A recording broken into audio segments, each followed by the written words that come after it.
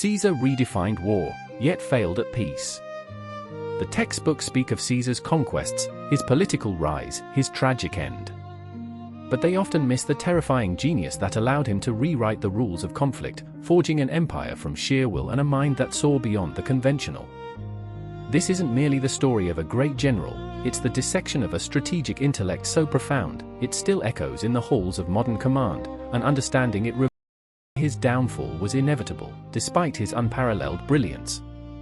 The real cause of Caesar's unparalleled military success wasn't superior numbers or even brute force, but a psychological warfare waged deep within the enemy's mind, before a single sword was drawn. He understood that victory wasn't just about killing more men, it was about breaking the enemy's will to fight, often by presenting them with a choice between two equally impossible outcomes.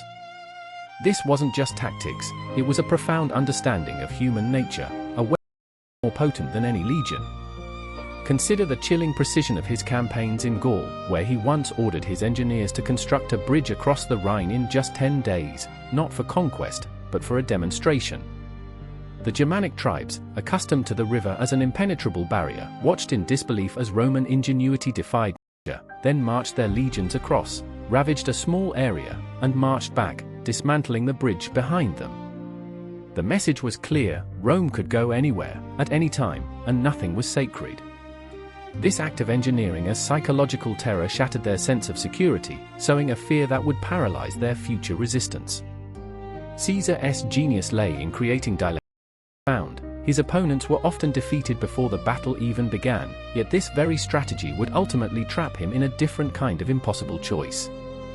The Battle of Alesia in 52 BC stands as the ultimate testament to this principle, a siege that defied every known military convention and remains a case study in audacious, almost suicidal, strategy.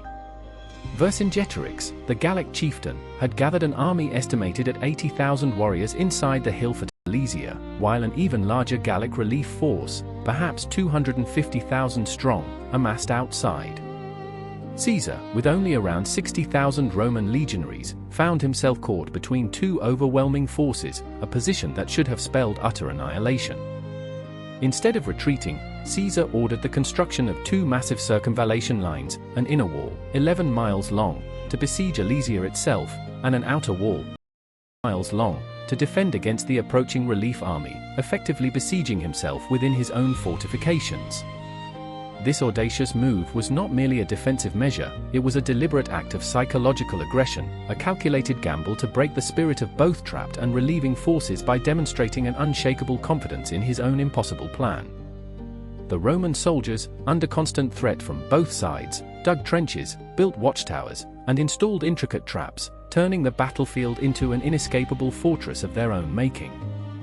When the Gallic relief force finally attacked, they found not an army to be crushed, but an impregnable, layered defense, and the sight of their trapped countrymen within Alesia, slowly starving, further demoralized them.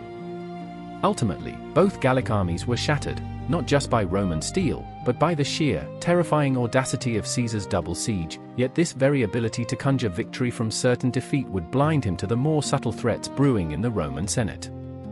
What almost no one considers is that Caesar's military brilliance, his absolute mastery of creating impossible dilemmas for his enemies, became his greatest vulnerability in the political arena.